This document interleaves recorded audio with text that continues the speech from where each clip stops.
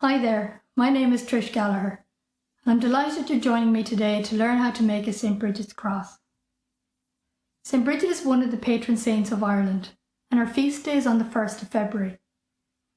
And although her feast day might not be as well known internationally as St. Patrick's Day, it's still celebrated in Ireland in its own distinct way. One of these ways is through making St. Brigid's crosses. These were traditionally woven a few days before St. Brigid's Day, and once they were blessed at Mass, they could be tucked up into the rafters or into the thatch of the house, or hung over the lintel of the front door as we do now. And it could be done in the house or in the shed, and therefore asking St. Brigid's protection and her blessing on both the household and on the animals for the year to come. Any Irish saints' feast days have a wealth of customs and traditions going with them. And if you're interested in finding out more, I'd highly recommend a website called Dúchais.ie. It's Duchas.ie. And there you'll find Baile Átha Cliath, or the school's folklore collection. This was a collection of folklore made in the 1930s, where school children were sent home to their parents, grandparents, and to their neighbours to collect stories and songs and traditions that were still alive at the time. And these have all been digitised now, and you can search for them on Duchas.ie. You can search by school, by county, or by theme. So you can look up St. Brigid's Day, St. Brigid's crosses, and it'll bring back all the folklore that was collected at the time through that. The Irish saints too always had special prayers that were said just to them. That's particularly true in the Irish language. I thought I'd share two with you now, two short prayers that were said in Irish to St. Brigid, asking again for her protection and for her blessing. They go as follows. A Brigid Ó Laoghaire, Cuidí lom raibh dhian a glór, Mahí a Molí, Sanihan ó Saló, go mé me latsa chuichas go deo. A Brigid a Wirin an Gael, a Brigid scuil harm de Vrat, agus cunni fui de chudach mé, go mé me lat I vlahas dé. Today we're going to make this cross, which is known as a Kildare cross, and it's probably the most common, the most recognisable cross that we know today. But it was by no means the only style cross that was ever made, and in fact different regions in Ireland had different styles cross that they used to make. So for example, you could find one like this, which is a Boyne Valley cross, and it's very distinct with the weaving pattern through the middle. And this one has been made out of basket reeds, and that's why it holds together so well and it's quite sturdy. Another one that I know was made in Mayo, and maybe was made elsewhere, is this one. And again, it's very different. If you look at the back of it, it's made out of two twigs that were shaped into the shape of a cross. And then you have rushes woven around the four arms of the cross to make this lozenge shape. This is actually the basic shape, and there was other ones that were made in a far more intricate and elaborate pattern using this basic shape. They could be made out of different materials as well. So we just saw the basket reeds. Now this one has been made out of straw. And again, it's the cross we're familiar with, been made out of straw. But today we're going to make a cross out of rushes. I'm going to make this cross out of rushes. So I've been up the bog and I've got a bag of rushes and I've got a few elastic bands and a scissors to hand. I'm going to show you now how to make this cross out of rushes. Making a St. Brigid's cross is really easy once you get the basic technique and you get into a rhythm with it. Now I'm right-handed, so if you're right-handed, you'll be able to follow what I do exactly as I do it on the video. If you're left-handed, it's the same technique, you'll just be working in the opposite direction. So what I'll do when I'm explaining it is I'll use the terms strong hand and weak hand because they'll apply to everybody. So to start off, we start off with two rushes. Our weaker hand is always going to be the one holding the cross, whereas our stronger hand is always going to be the one doing the work. So I'm going to hold, with my weaker hand, I'm going to hold the first rush upright vertically, and I'm going to take my strong hand, I'm going to take my second rush, I'm going to pinch it pinch it where I want to fold it. And the reason I pinch it is that it makes it fold easier and less likely to crack. So I pinch it, I fold it around the vertical rush, and I fold it from my strong side towards my weak side. So for me, that's from right to left. Now I use my stronger hand, the one I've just folded it with, and I'm going to hold on to the cross in the middle there with my strong hand. For me, it's my right. That's going to free up my weak hand. And let's pretend it's like a steering wheel. You put your hand on top of the legs of the fresh rush, the new rush. You grab them and you turn it like so. So for me, I'm always turning it, for right-handed people, you're turning it anti-clockwise. But if you're left-handed, you'll be turning it clockwise. So now we have a T-shaped cross. There we go. So I'm going to take my next rush and I'm going to do the same thing again. In my strong hand, I'm going to pinch where I want to fold it, and I put it in under the crossbar of the T. So I'm always putting it on the bottom. So the rushes that are pointing downwards, I'm always putting it there just where it meets the middle of the cross. So over here, it's just under the T. So I'm folding it again from strong side towards my weak side. I'm holding in the middle with my strong hand where I've just pinched, letting go with my weak hand, taking the new legs from the top, grabbing it from the top and turning it. Now we're getting there. Now we've got 3 sides to our cross. We're going to take one more rush. Take it in our strong hand, pinch it, put it in there underneath the crossbar there. So if you can see where you're going, if you're sliding it up the bottom leg, as we'd say, you slide it up there, that's as close as it's going. Fold it from your strong side towards your weak side. Clamp it with your strong hand there in the middle, hold it tight while you come from top again, grab with the weak hand and you turn it down like you're turning a steering wheel.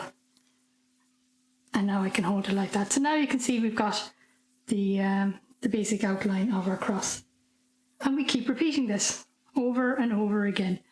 So, and obviously the more rushes you put in, the bigger it's going to get. So again, clamp it with the right, or pinch it with your strong hand, put it in underneath, fold from your strong side towards your weak side, clamp with your strong hand, grab it from the top with your weak hand, and turn. And we're getting the shape of a square now in the middle. And we keep building on this. So pinch with a strong hand, fold it from your strong towards your weak side, clamp it with your strong hand, grab it with your weak hand and turn it. So as I said, as I'm right-handed, I'm always turning it counterclockwise or anti-clockwise. But if you are left-handed, you'll be turning it clockwise. Now, when we put on the rushes, you see that we're always putting it, and we're never putting it on, we're always making the square bigger. So you're sitting the rush just outside the square so that you can see that it's making it bigger. Never on top of the one that's inside it, because that's just going to grow it out the wrong way. We want to grow it, we want to make it that bigger that direction. So I've clamped it and I need to turn it.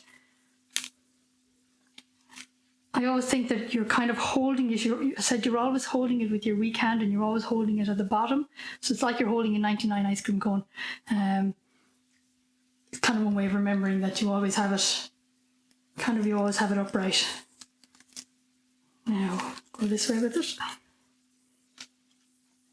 The closer in size the rushes are to each other, so if they're all roughly of the same thickness, as I say, that's what's going to make your cross even.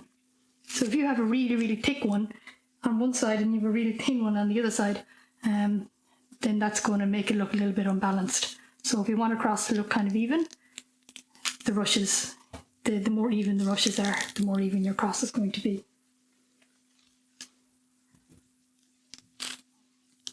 Now you can see, you can kind of, once you get the rhythm and get the technique, you get into a nice rhythm.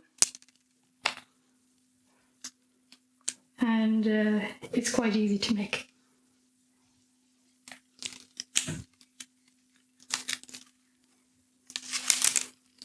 You can make it as big as you like. There's no correct size, as I say. It's whatever you feel like yourself.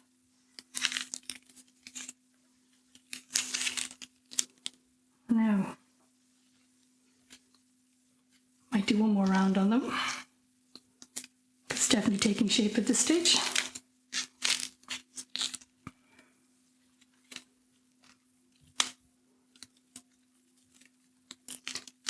Now, sometimes you might kind of wonder, where am I at this stage? Am I nearly there? Well, one way of looking at it is that if you can see, look into the center of your cross, and the first rush that I put across is this one. So that's currently pointing out that way. So I can count to that very middle rush, and if I count all the ones that are going in the same direction as it, I have 1, 2, 3, 4. 4 going out that way.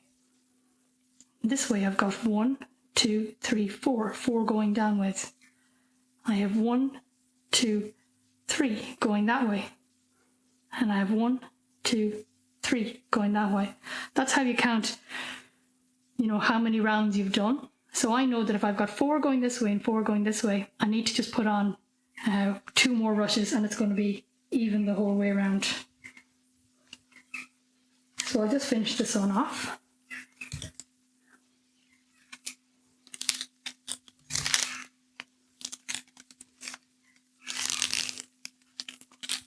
Now I'm going to show you a trick for finishing it off. If I pinch this and I fold it across here like I normally would, and if I let go of that, the whole thing is going to fall apart. And we know we're going to get elastic bands in a few minutes, but there's a way of actually tying it using the rushes or to tie it into itself until we get to that point.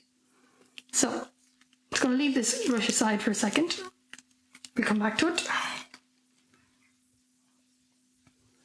What I'm going to do here is look at this last one here. If you can see that rush there, I'm going to pull that one down. You see what I'm doing here? I'm pulling it from the top, pushing it down. What I've done now is I've left myself a little hook.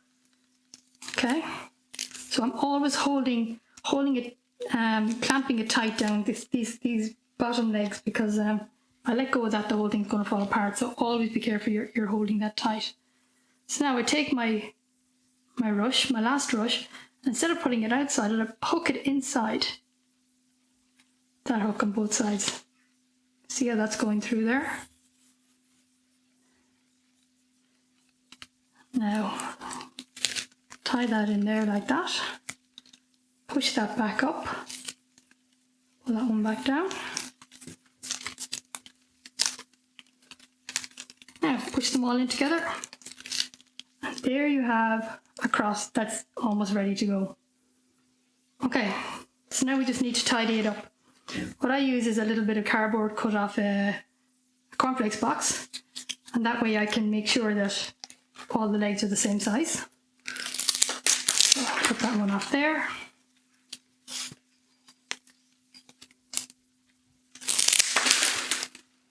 Cut that one.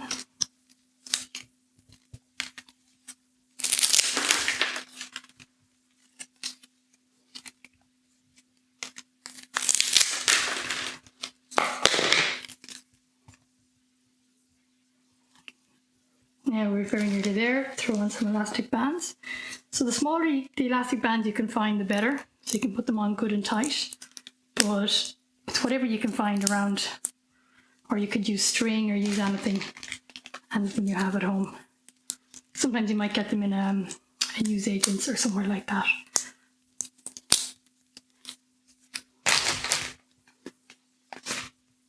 Third one.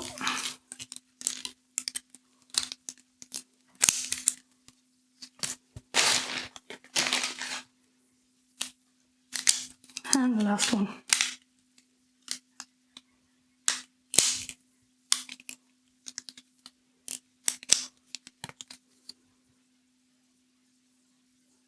there you go. There's your St. Brigid's cross.